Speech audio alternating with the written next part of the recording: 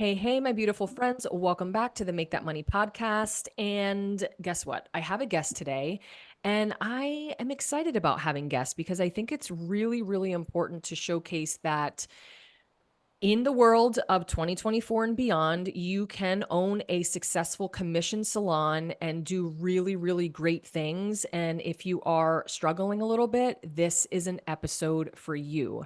So, before that, I want to make sure that for my commission salon owners that are listening, if you're ever looking for resources, obviously you can go on my website. I have so many free resources, profit calculators. I have salon owner guides that you can download. But also, if you're looking for something a little bit more robust, you can check out my ebook, which is the new school, like running a business, a commission salon business based on the new school mindset and leaving the old school mindset behind. So you can check that out on my website. And I also have a really cool program called Synergy Academy, which now has converted to a live monthly group coaching session. It's very intimate. And there are salon owners from all over the country that tune in live, and we talk about different topics. And it's 90 minutes, and it's just so awesome. I just look forward to it every month. So if you're looking for more support in that area as a commissioned salon owner, you can go to my website, ninatulio.com, and check out Synergy Academy. So now let's get into the real shit. So I'm excited because I love my guest, and she is so awesome. And it's been really cool to watch her grow over the last 4 years. She owns a salon in New York, and the name of the salon is Wild and Grace. She has owned that salon for 4 years, but she also owned a salon prior to that. She's been in the industry for 13 years total, and she also is an educator for Cezanne Professional. So, welcome, Kathy Riccobono, to the podcast today. Welcome. Hi, Nina. This is actually a pleasure. Oh my God, I'm excited for this podcast. Hi, everyone.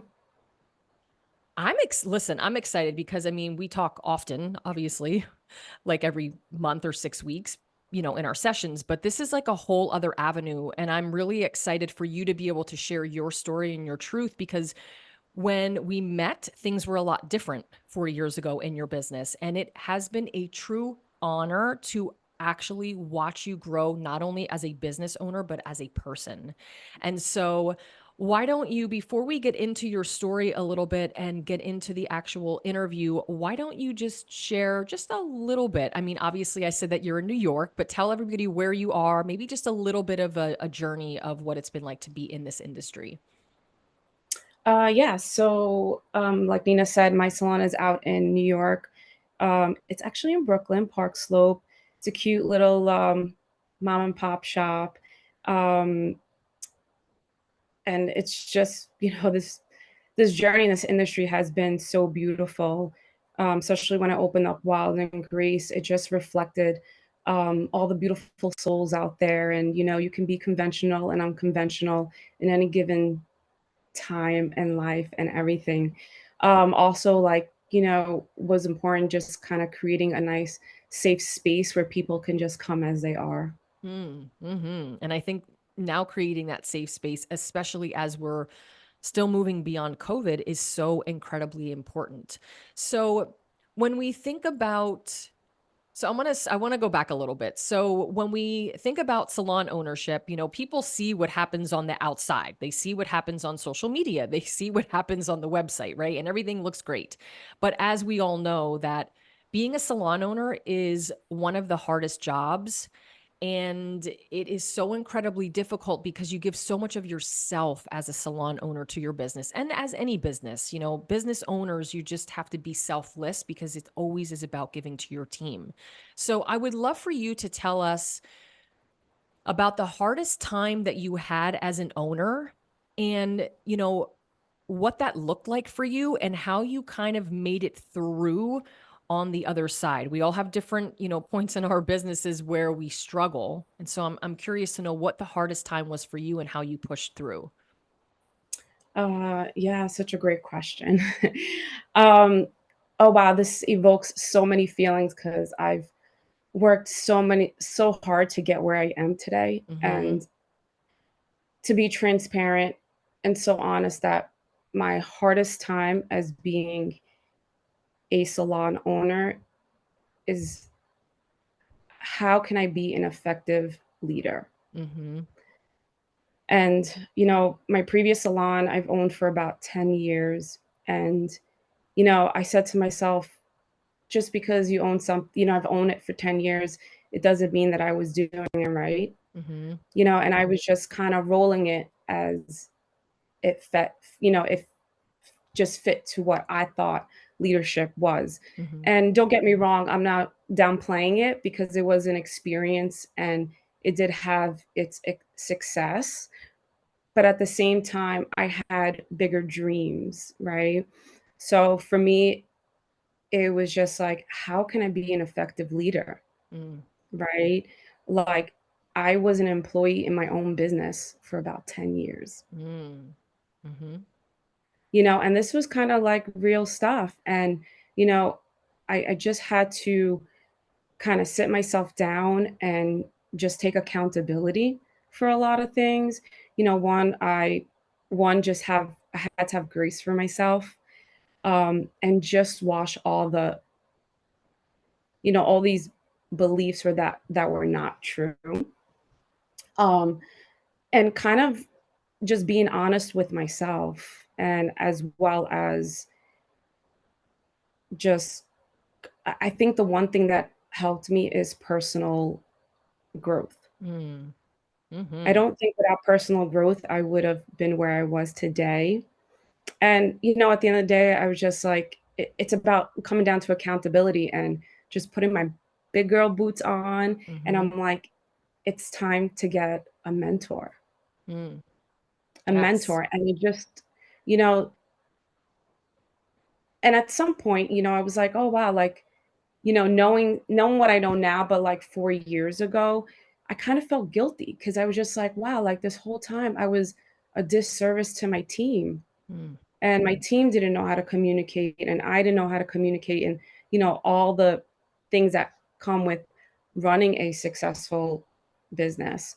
And I think for me, it was just taking on this responsibility and saying, like, hey, guys, I am sorry. I am sorry for having to show up the way I showed up. And this is because I didn't have the tools.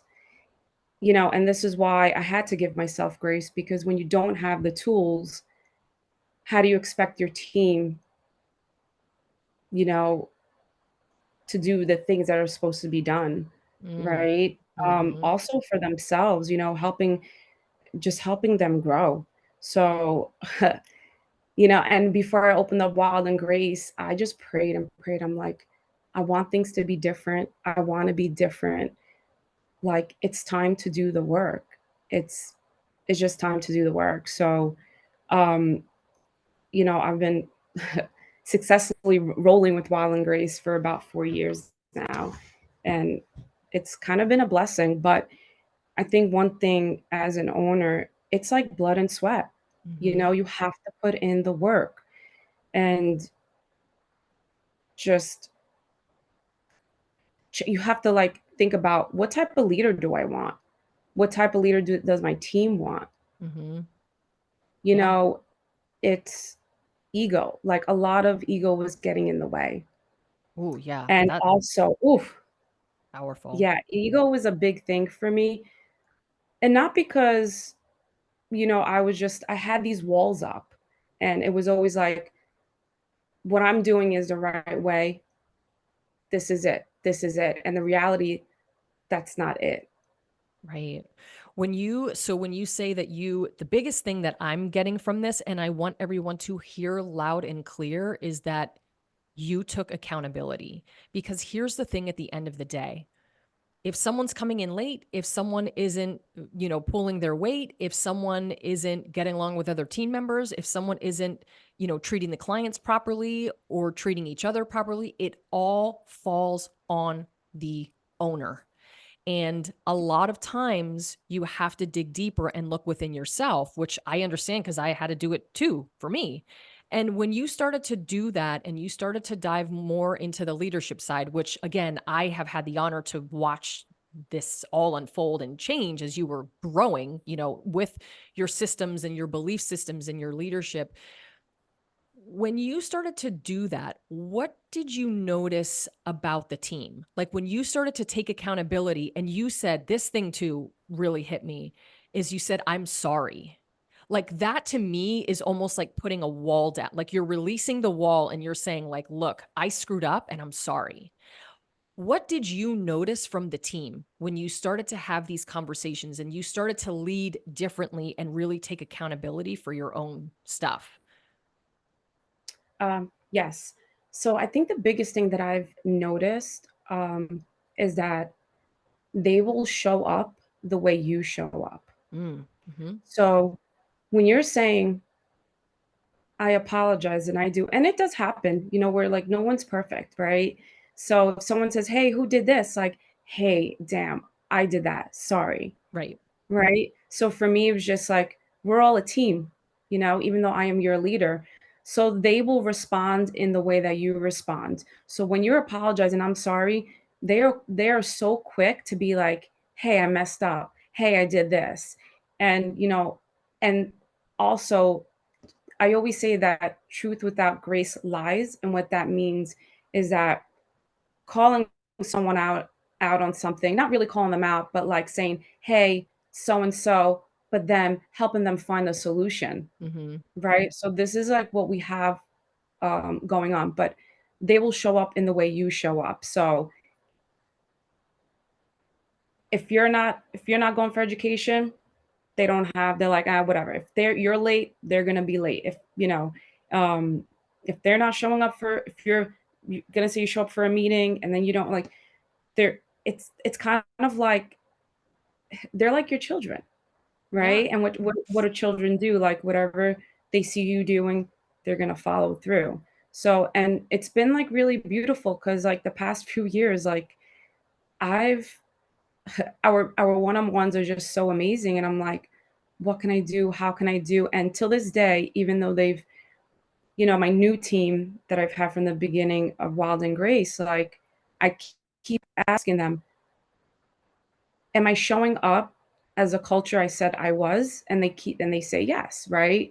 Because sometimes there are cracks and slips. And of course we always to change things, but there are certain things that do stand in place. Mhm. And that's the thing I think is so beautiful. Basically, you're just saying you have to lead by example. And if you're allowing yourself to be vulnerable enough, because I think vulnerability and empathy are so needed in leadership in all businesses, but especially in ours, because we're a very emotionally driven business. When you're leading with vulnerability and empathy, you can't go wrong, right? Because you're really kind of stripping yourself down and saying, look, I did this. I'm sorry. And you're opening the door for them to say, like, okay, well, if she's saying that she screwed up and made a mistake and she's sorry, well, then it must be okay for me. And so they're almost everybody's walls kind of start to break down at that point, and you're opening yourself for everyone to be a little bit more vulnerable, and they show up. They will show up differently for you because you are leading by example.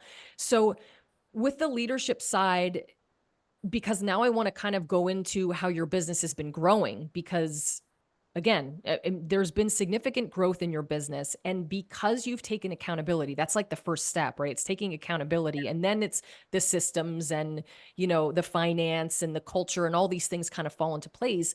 But your business has grown, in the past 4 years, and you have hired on new team members, you have brought on assistants, and, your revenue has changed significantly, which, we'll get into some more specifics in a little bit, which I can share. But how do you keep your business growing? How do you keep sales up? How do you keep the profit margin positive?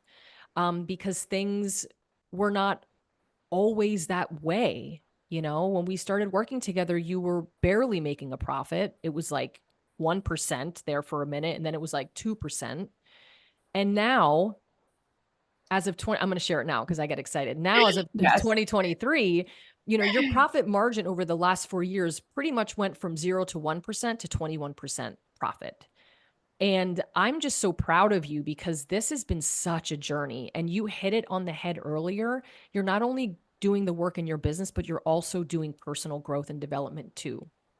So tell us a little bit about the growth and how, and it could even be the leadership kind of led the charge in that, but like how did this happen that the business really started to grow and take off and then go into a very, very positive profit margin? Yeah. So I think right from the beginning, I actually did not even know what my numbers were. I didn't even Mhm. know that I was profiting 1%, right? I just come from a generation of hustle and survival mode. So any little bit of money that I made, I was just very happy Mm, with. So now it's just a whole ball game. It's not about like how much money I can make. Now it's about how can I teach my stylist to be 100K stylist? mhm, And that's where we are. It's kind of like inquiring all this information that I have and helping others. And through your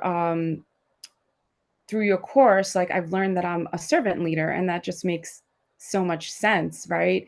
And I lead with compassion and with empathy. But going back to how I made all this profit is understanding my numbers. I didn't understand like how much product I was using. It was like a field day. Like we just bought everything I stocked and stocked, and just understanding like what services are coming in and who's good at what, how much money we're spending again for products and retail. Um, Understanding also, I didn't understand like what each chair was supposed to bring in, mhm, right? So I think now it's just doing the everyday work. So when I get up, I have my morning and I go in, okay, what did we do last week? What did we do last month? How can I compare for last month? I go into the years. How can I compare it from the year before? And what I'm basically looking at is where where can we do more? And it's not even like for the future, right? But it's like, okay, hey, this week, for an example, oh, I see a client has a haircut at 11:30, and for me, I'm like, oh, that stylist can get in a haircut. Let me reach out to that client and see if she can come in half an hour early or later. mhm. So, Jane, as an example, can take on another client, right? And like, hey guys, we have a lot of haircuts this week. God blessed us, right? Changing up our our technique this week. We got chances to sell glosses, right? So, and this is not like a once in a while thing. This is an everyday thing. So I got into the habit of doing that. Um, and this is how, I'm able to keep that um positive margin and growing. Mhm. And listen, Yeah. I'm going to share a little bit about because you're right, you're paying attention to the details. And it's the consistency that's the most important. Whether you're looking at average ticket, you're looking at retention, you're looking at service sales or retail sales or upselling, hey, we have a lot of haircuts, like let's talk about who needs XYZ.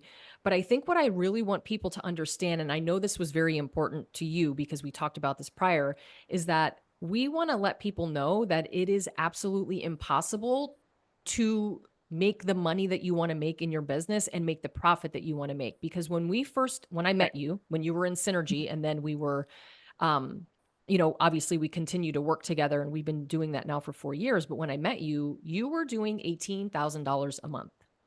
Yes. And that's great. Amazing. Right. However, because you know that she was in a deficit for a little bit and then making 1% profit, you know that the revenue just wasn't enough to accommodate the staff and everybody that you were handling and all the bills. And now, we set our goals for the year and we talked about it in our meeting. And the goal was for you to do $53,000 a month. And you're averaging $55,000 a month. And you just had this past month, you just had a $65,000 month. I just want to reiterate to everyone listening, you went Yeah. from, now this has been work over time. Like this has Yeah. been a 4-year process of consistency, but you have gone from 18K to 65K in this past month. And with that, it's not only you, it's the team. Like the Mhm. team, and you talked about 100K, they're doing a lot more than that and they're continuing to grow. But that is amazing when you just think about, like, when you first started working with me, like, you were such a different person. And do you think that that 18,000, because you mentioned before that it was kind of like you were just making the money and that the money that you made you were happy with. Do you think that 18K was, like, good enough? Did you ever think that you would be doing what you're doing now? Yeah, at that time, I thought it was good enough. Again, coming from that survival mode. So just to say if I was just making 30,000 a year, like, that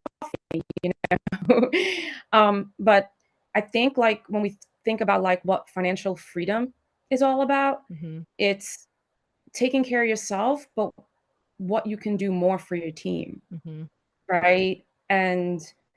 Um, and another thing I just wanted to go back and, like, keeping your margin positive and growing, I think the other big component to that is being consistent in your customer service, like, in your approach in customer service. It mhm. needs to be consistent.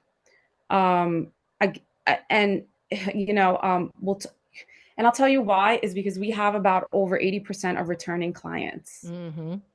and we've been very consistent with that. So I think those 2 are monitoring your numbers and then consistent in the way, in the way your customer service is kind of the key. But going back to what we were talking about is that I can't even imagine now, like 18,000. I'm like, who was I feeding with $18,000 a month? You know what I mean? Yeah. And and now it's really great because, like, we can do more for the team, and I just feel like it's not gonna stop here. There's I'm just so excited. There's just a lot more, and I've always been a big dreamer. Mhm. And even though I don't get to them, I always tell everyone, just think big. Yeah. Just think big. And I sometimes I just can't believe it. It's like, wake up, cat. This is real. This is happening. Yeah, and with that to say is that you have really hunkered down and just have become so laser focused. Like you're laser Right. focused on your systems. You're laser focused on your finances, like your cost of product, like price per minute, price per hour, doing all of the things. How can you continue to grow the team? How can they make more money? Customer service, client experience, like you really dialed in a lot of that. And it's kind of like a process, It's like we kind of have to work at things sometimes simultaneously, but like first we dive into the culture and then maybe we dove into the leadership and then we focus time on that and then we moved into the finances. Like just so everyone understands, like it's gonna be a process. Like you'll have to do things, time by time. Like you're not gonna be able to do all of this obviously overnight. You've been working at this for 4 years.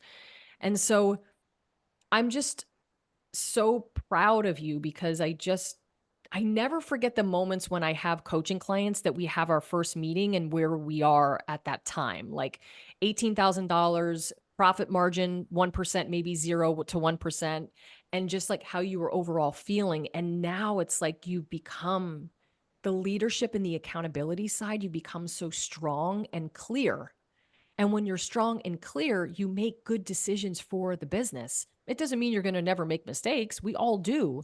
But you're just so clear on who you are and what you have to offer. And the team has become so receptive to that. Speaking of team members, one of the problems that I think we have, one of the biggest problems I think we have in this industry is attracting stylists. And we went through this, you and I too, for a while, where you were having a hard time attracting stylists. And you know, not necessarily keeping them because you have a good retention with your stylist, but it was like finding new stylists and assistants. Where do we find them? How do we do it? And I remember us going round and round, and I'm like, Kathy, go to the Yeah. damn schools, get into the schools, like, go, please.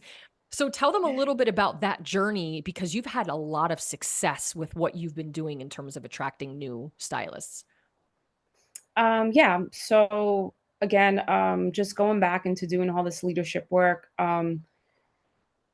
it's changing your mindset. Yep. you know, 'cause, my first, you know, 9 years, I was always like, "I don't understand. I don't understand why people aren't showing up the way like, just be in some ways." And it's just like you go out there trying to find a stylist that's just like you, Mm, right? And the first thing I had to do is really change my mindset and really be open, right? So, I think, yeah, we've been going like around and around, and I'm still experiencing. And the one thing I would say is to be very open, right? Just think about the specifics, or like finding people that actually align with your culture, mhm, right? And it's okay if some stylists don't believe in that. But for sure, one bad apple can ruin a whole great team, mhm. right? So yeah, where am I finding them? So, I mean, just social platforms. You have Instagram. Some people are walking in. Um, what else? I'm just thinking. Yeah, what I'm really seeing is that stylists are applying from out of state. So I'm really having a little bit of fun with that, Mm, right? And again, like I love to have stylists because we stand for diversity, and mhm, not diversity in the services that we serve, but also diversity in the stylists that work for us, mhm. right? So we're from all over, Yeah, and it's like the most beautiful thing. I mean, we're from New York, and everyone's from everywhere, yeah. right? So I think I've been having fun with that, and I think the one thing with that is that, and I also had this fear, but I would say just be open minded that sometimes when you're thinking about a stylist coming in from another state, you always worry like, are they going to make it in New York? Are they going to do this? Are they going to do that? Or do you think it's going to last? Like, how's it going to be? It's going to set you back. For me, I had to learn that I have to do things now. What is good for my team now, and doing things now, and not really worrying about what's going to happen in the future, right? It's like when you get assistants. Oh, I'm not going to assist them for like, I mean, I'm not going to educate them for a while because it's like time and investment. For me, I always say to my team, like, you guys are here for now, you're mine for now, but who knows, right? You just have to like show up for now. So I've been more open with interviewing stylists from out of state. Interesting. Yes. And you Yeah. so do they find you social media? Obviously, they're finding you there. Are on your website, do you have something that states that you're hiring on your website as well? I don't particularly on the website, but I do on our Instagram. So I'm always interviewing. So that's the Mhm. one thing. Even though like you're not looking, you should. I think it's important to always, um, just constantly, interview and just kind of see. I mean, the whole point is here we're like growing, right? Right. Um, and there's always different ways, even if you have to split up your day, right, and open a little bit earlier and leave. So I think it's always kind of, you know keep searching, Mhm. and eventually um you'll find the right member that's going to align with the culture. Right, absolutely. And hiring slow, right? In terms of your Yeah. assistants, I think your assistants is where you started spending more time or going into the schools. Talk about that a little bit because I think assistants turn into great hairstylists. And so um, tell us about the school situation and what that kind of has looked like for you. yes, so this year will be the pivot moment of my career. Mhm. um I will have finally for the first time have taken assistance before school, Mhm. after graduating 1 year and educating her, and putting her on the floor. Yay. Yes. Yeah. So I say that it's the pivot moment again. I'm putting a lot of work into her, and like I said, you have to think for now. And I love, I love these assistants from schools because they're counting on you, Mhm. and they're more like they want you to help, like, lead them. They wanna be Right. helped, to be led, and they're really kind of like they're receptive, but the most important is really having a structure and a consistent education plan for them. Mhm. Yeah. Absolutely. So, Weekly. wow, this is big for you because now you have your assistant who you've been working with and she's been working hard and now she's going to be going on the floor. And that's kind of like an evolution, right? And I love how you said that you should always be interviewing. Like the worst time to find people is, or the worst time to look to hire is when you're in desperate need of hiring because you'll just hire anyone, you know? So you always have to have your eyes and ears open, like constantly recruiting all the time. And I even used to say to my team, like, because they're like, "Oh, you're looking or you're hiring?" I'm like, I'll pop up a station. Like, are you kidding me? Like, if I find the right person, like I will move a wall. I'll put up whatever I need to. Like, you have to have that mindset because you never know when someone's going to come in. Sometimes it's the right person and maybe not the right time per se. But maybe you need to make that happen. So I love that you're open to always looking and hiring because you never know when you're going to need them, you know? Yeah, and then, I switched over, the 90-day processing, and to 30 days, down to 30 days, Mhm. um, as you suggested, actually. And, it's so interesting because I did find a stylist, and I love this processing. It's already been, like, 2 weeks, and it's going slow, and she's in another 2 weeks, she's coming into, like, shadow and bring come Mhm. in some models, and I'm like, "Oh, man, 2 weeks, it feels so far away, like, why can't you come today? Like, now, we gotta hire you now." But I'm like, it seems a lot healthier when the person you're trying to hire is also willing to go slow, Mhm. Yep. Yes, so you you're talking know? about the whole entire interview process, right? Because Yeah, I'm so adamant about this is like slow down.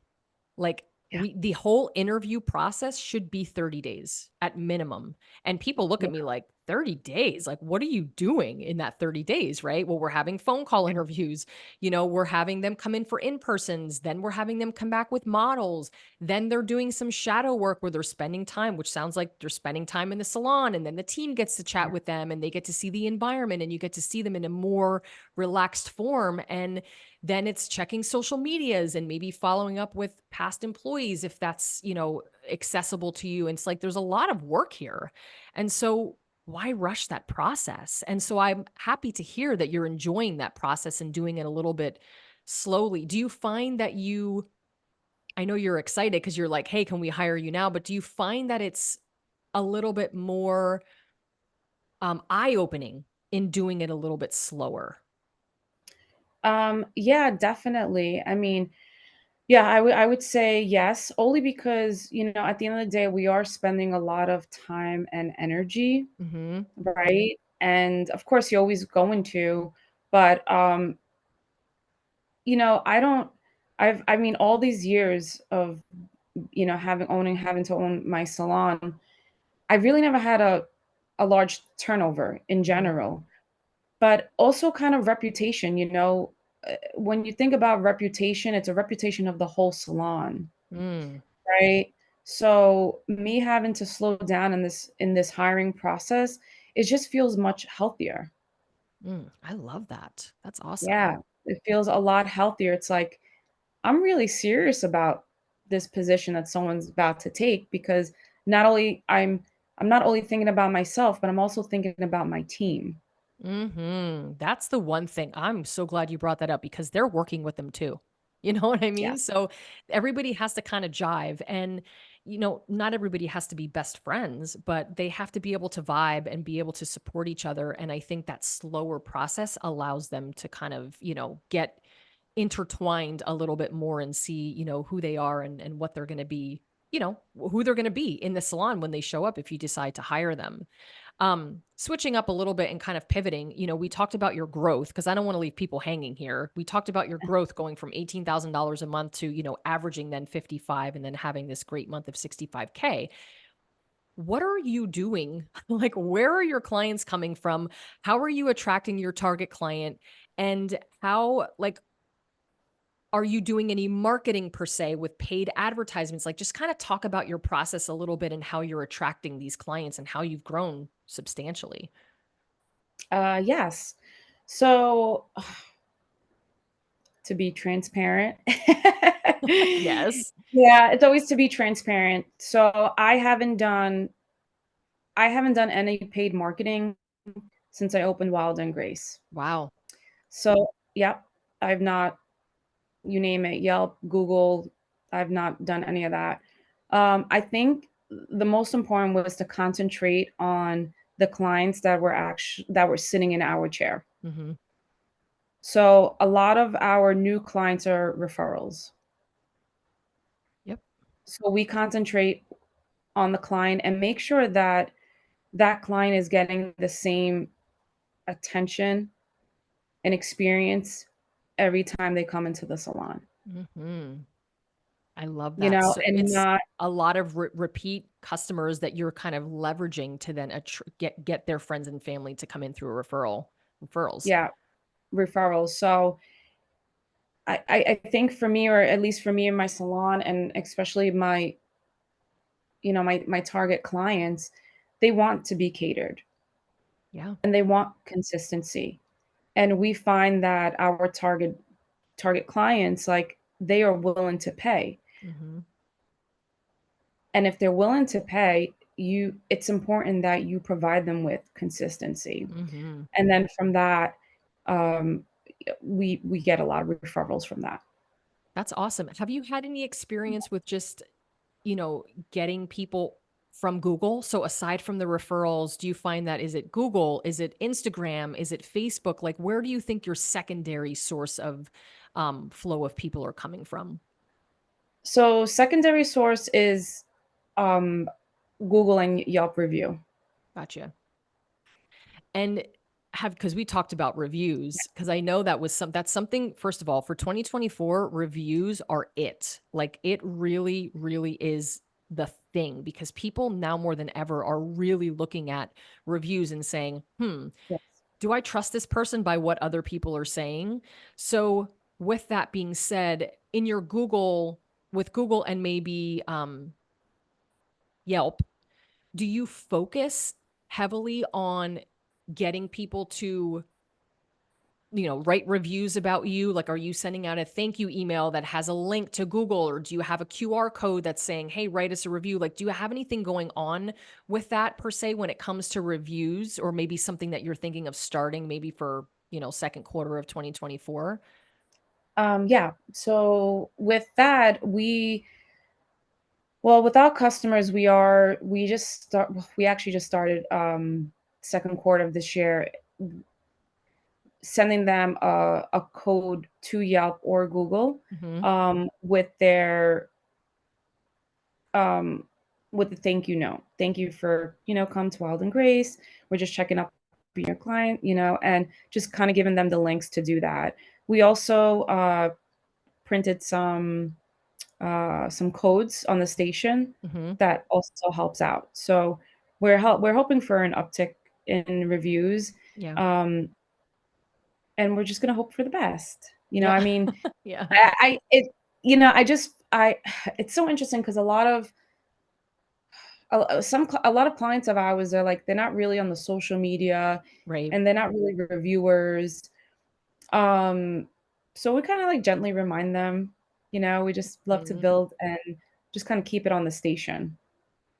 Love that. That's Yeah. awesome.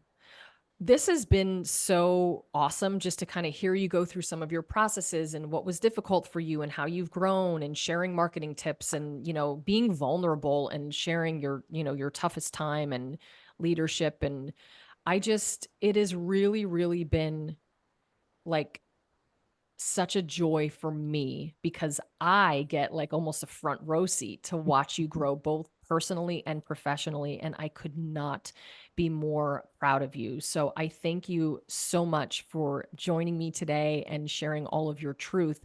Where can people find you on Instagram? Maybe give your website, because I know we'll probably have some salon owners that are like, hey, like, maybe I can slide into your DMs and like ask questions. I know you're always down for that because you're super supportive. Where can people find you? Yeah, definitely. I would love that. My Instagram handle is at Kathy, Cathy. My last name is Riccobono. So that's usually typically the Instagram that I'm on. And that one particularly for assistants and for other stylists.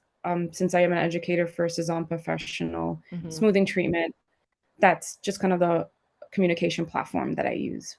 If you want to check out my website, it's wildandgrace.nyc. Perfect. Thank you so Yeah. much, Kathy. I so appreciate you. Thank you so much for joining us. And thanks to everyone that is listening. Make sure you go and find Kathy on Instagram, check out her website, slide into her DMs if you have questions. And I truly thank you so much for tuning in and listening and supporting the Make That Money podcast. Thank you so much and enjoy your day. Thank you.